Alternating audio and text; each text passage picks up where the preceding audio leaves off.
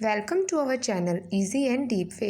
आज हम करेंगे creating an inclusive school subject के अंदर बहुत ही इम्पोर्टेंट टॉपिक जो है मल्टी सेंसरी टीचिंग।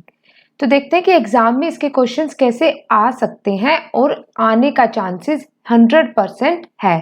तो क्वेश्चन देखते हैं, ऑलरेडी आया भी हुआ है एग्जाम के अंदर। What do you understand by multi sensory teaching? Describe how multi sensory teaching can be conducted in the classroom.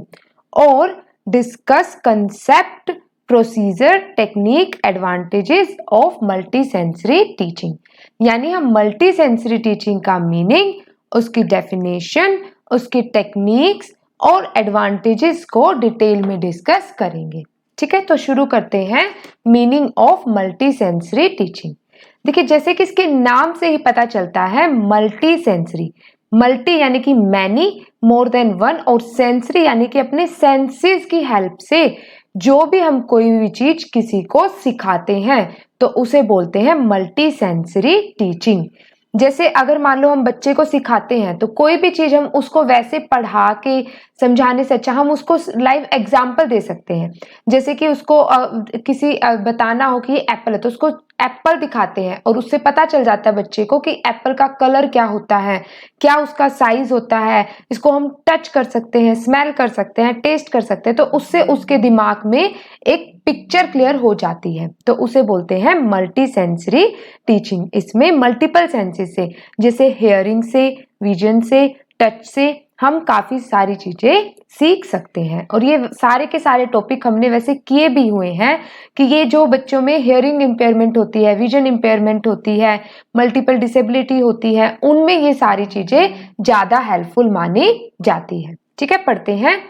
Multi sensory is made up of two words, दो चीजों से मिलकर बना है मल्टी एंड सेंसरी। तो multi multi means more than one, और sensory involves और desired from the senses, जो कि सेंसेस से हम कोई भी चीजें सीखते हैं। तो ये पहले देख लेते हैं कि दिया किसने है मल्टी सेंसरी टीचिंग को। डॉक्टर सैमुअल ऑर्टन ने और डॉक्टर एना गिलिगम ने दिया है। उसी ने इस टेक्निक को, इस टीचिंग को इनोवेट किया है।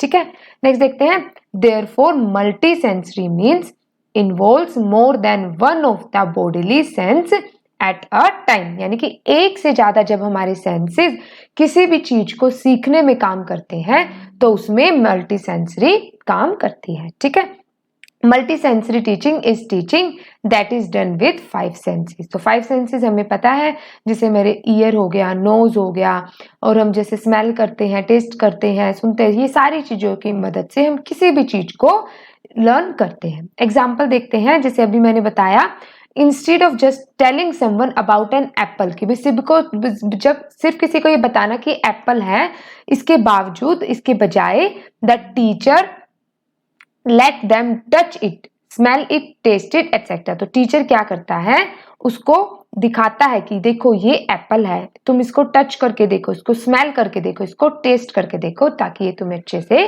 समझ आ जाए। और या फिर हम कह सकते हैं multi sensory teaching involves the use of multiple senses like hearing, vision and touch to learn. ठीक है, children don't let learn just from books but by doing, feeling and experiences. तो जो बच्चे होते हैं वो सिर्फ बुक से ही नहीं सीखते किसी भी चीज को, वो क्या करते हैं, उसको करके, उसको फील करके और एक्सपीरियंस यानी कि प्रैक्टिस के थ्रू उसको अच्छे से सीखते हैं। ठीक है, अब देखते हैं डेफिनेशन। एल्बर्ट आइंस्टाइन ने मल्टीपल सेंसरी की क्या डेफिनेशन दी है। उसने कहा कि भाई जो लर्निंग, हम कोई भी चीज सीखते हैं वो एक्सपीरियंस से सीखते हैं। जैसे कि हम ये माना जाता है कि मेरा ये बिल्कुल मानना है कि अगर हम किसी भी चीज को 10,000 आवर्स देते हैं तो वो चीज 100% ये होती है कि वो सक्सेसफुल मानी ही जाती है, क्योंकि वो हम उस चीज में इतने ज्यादा माहिर हो जाते हैं, हमारी इतनी प्रैक्टिस हो जाती है 10,000 आवर्स के बाद, कि वो चीजें हमें बिल्कुल अच्छे से समझ आ जाती है और वो सक्सेस की ओर हमें ले जाती है। ठीक है, सो लर्निंग इज एक्सपीरियंसिंग। फिर we must use our senses while we are teaching and learning. तो जब हम टीचिंग पढ़ा रहे हैं और या फिर हम पढ़ रहे हैं, सीख रहे हैं, तो हमें अपने सेंसेस का यूज करना चाहिए। ठीक है, जैसे कई बार हमने भी पढ़ा था, ये टॉपिक है क्रिएटिंग एन इंक्लूसिव स्कूल। किसी में एक सेंस की कमी होती है, किसी में विजन की प्रॉब्लम होती है, किसी में हियरिंग की प्रॉब्लम होती है, किसी में न्यूरोमस्कुलर होती है, न्यूरोलॉजिकल होती है। तो अगर मान लो किसी का एक सेंस काम नहीं भी करता, तो उसके जो बाकी के सेंसेस होते हैं वो बहुत ज्यादा अच्छे से वर्क करते हैं और उसको उस जो डिसेबिलिटी है उसको ओवरकम करने में मदद करते हैं। So we have a need to see, touch, taste, feel and hear the things around us. तो हम अपने चारों तरफ की जो हमारी चीजें हैं उनको हमें सी, देखकर, टच करके, टेस्ट करके, फील करके और सुन के हम उनको समझते हैं। ठीक है, अब देखते हैं techniques of multi sensory teaching कि जो मल्टी सेंसरी टीचिंग होती है उसमें किस किस टेक्निक का यूज किया जाता है, कि कैसे हम अपनी मल्टी सेंसरी टीचिंग में अपने सेंसेस को यूज करते हैं और कैसे उनको और भी ज्यादा बेनिफिशियल बनाते हैं। सबसे पहले इसमें विजुअल टेक्निक। विजुअल से पता चलता है कि हम चीजों को देख के उसमें सीखते हैं।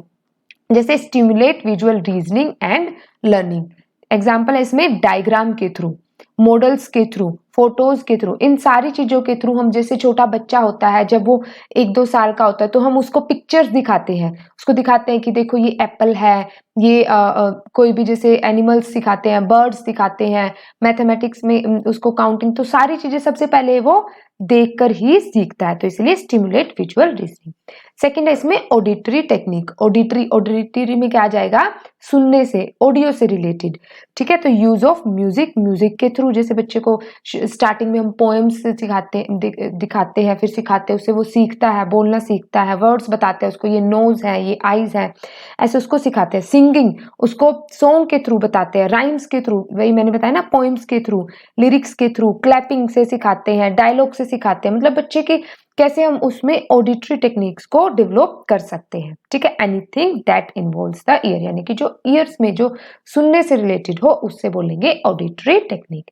नेक्स्ट है टेक्टाइल टेक्निक। टेक्टाइल में होता है टच करके, किसी भी चीज को महसूस करके। मान लो अगर किसी को विजुअल प्रॉब्लम है या हियरिंग प्रॉब्लम है तो फिर वो क्या करेगा, तो वो चीजों को महसूस करके उसको सीखेगा।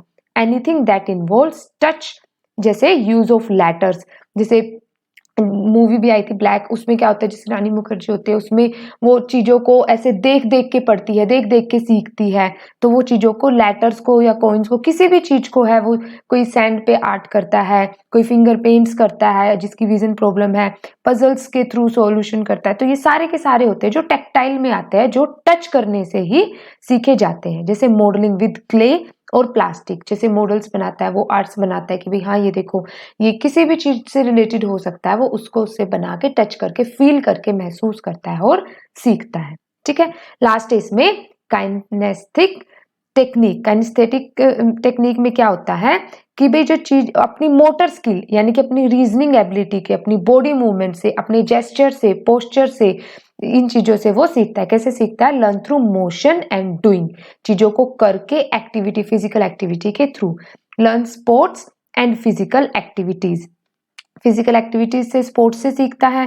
Use both fine and gross motor skill, तो ग्रोस मोटर स्किल में कैसे हो सकता है, जैसे अपनी माइंड में रीजनिंग करता है, वो ज्यादा से ज्यादा चीजों को लर्न करता है, कैपेबिलिटीज को एनहेंस करता है।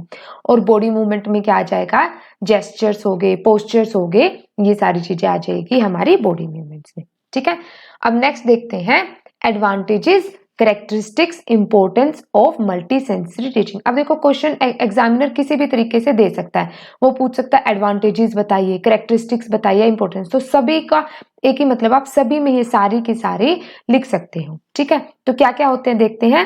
सबसे पहले इसका मीनिंग ही क्या होता है, मल्टी सेंसरी यानी कि यूज ऑफ 5 सेंसेस। तो हम अपने साइंसेस, जैसे हमें पता है सीइंग देख के, हियरिंग सुन के, टच करके, टेस्ट करके, स्मेल करके हम सीखते हैं। ठीक है, सेकंड है इसमें इंटरेक्टिव एक्सपीरियंस, यानी कि हम सोसाइटी में एक दूसरे से इंटरेक्ट करते हैं, उनसे देखते हैं, हम उनसे लैंग्वेज सीखते हैं, उनसे उनका रहन सहन, बोलना चालना, सब उन्हीं से देख के, इंटरेक्ट करके हम सीखते हैं। एक दूसरे से, फ्रेंड सर्कल में पीयर, बड़ी, हमने पढ़ा था पहले, बड़ी ग्रुप होता है, कोऑपरेटिव लर्निंग, ये सारे के सारे एक दूसरे से चीजें सीखते हैं। जैसे नॉर्मल बच्चे हैं, वो डिसेबल्ड बच्चे, इनके ग्रुप बनाए जाते हैं, वो ग्रुप में काम करते हैं और नॉर्मल बच्चे डिसेबल्ड बच्चों की हेल्प भी करते हैं।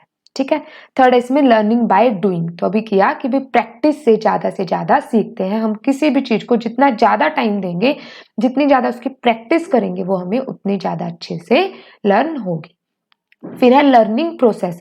तो लर्निंग प्रोसेस में क्या होगा कि जो स्टूडेंट्स को टीचर क्या करते हैं, पार्टिसिपेट करने के लिए एक्टिविटीज देते हैं, जैसे असाइनमेंट देते हैं या कोई भी प्रोजेक्ट्स देते हैं।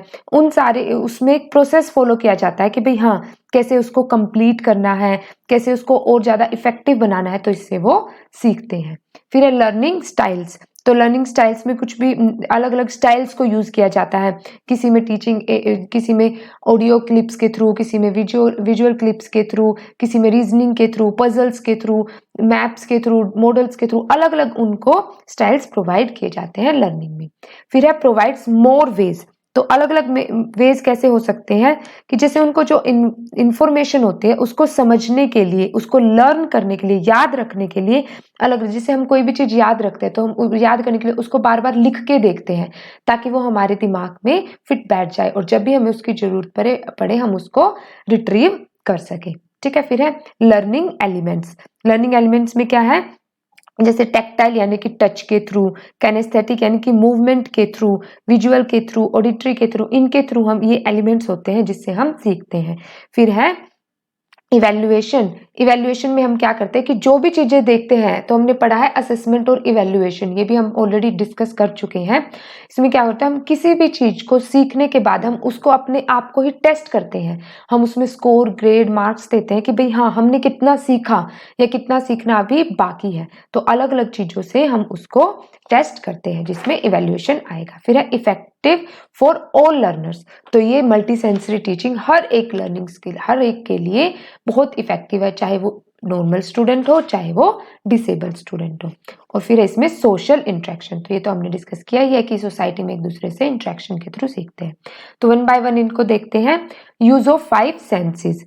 तो we have a multi sensory brain. तो हमारे पास जो ब्रेन होता है वो मल्टी सेंसरी होता है कि भाई हम एक ही, हम चारों तरफ हम सोचते हैं, देखते हैं, हम कुछ काम कर रहे हैं, हम उसको देखते भी हैं, हम सुनते भी हैं, समझते भी, अपने हाथों से उसको परफॉर्म, जैसे हम एग्जाम दे रहे हैं तो एग्जाम में हम लिखते हैं, फिर क्वेश्चंस को देखते हैं, हम साथ के साथ जो एग्जामिनर होता है उसकी जो भी गाइडलाइंस दे रहा है वो उसको सुनते भी हैं, हम बोलते, तो हम सारे के सारे सेंसेस का यूज करते हैं। So our brain perceive stimuli through 5 senses, that is seeing, hearing, touching, tasting and smelling. ठीक है। नेक्स्ट है इंटरेक्टिव एक्सपीरियंस। इसमें है multi sensory teaching is an interactive experience for students. Students that enjoy learning are more successful in school. कि जो enjoy करके पढ़ते हैं, जो चीजों को इंटरेस्ट लेके पढ़ते हैं, वो ज्यादा सक्सेसफुल माने जाते हैं। और जो ऐसे बर्डन लेके पढ़ेंगे, किसी को सिर्फ ये है कि भाई क्रैम करना, उसको कभी भी अच्छे से ये लर्न नहीं होगा। नेक्स्ट है लर्निंग बाय डूइंग। तो हमने पढ़ा, तो हम जितनी ज्यादा प्रैक्टिस करेंगे किसी भी चीज की, वो इतने अच्छे से हमें समझ आएगी। तो student learn by doing. For example, when young children use multiple senses to process new information, then they learn by doing। तो कोई भी नई इंफॉर्मेशन है उसको बार बार अलग अलग चीजें से, अलग अलग तरीके से करके देखते हैं तो वो अच्छे से सीखते हैं। लर्निंग प्रोसेस में क्या आएगा, multi sensory teaching allows the students to actively participate in the learning process। तो अगर हम एक्टिव होके किसी भी चीज को करेंगे, उस चीज में अलग अलग प्रोसेसेस के थ्रू लर्निंग एनहेंस करेंगे, तो वो हमारे लिए ज्यादा इफेक्टिव माना जाता है। फिर है लर्निंग स्टाइल्स।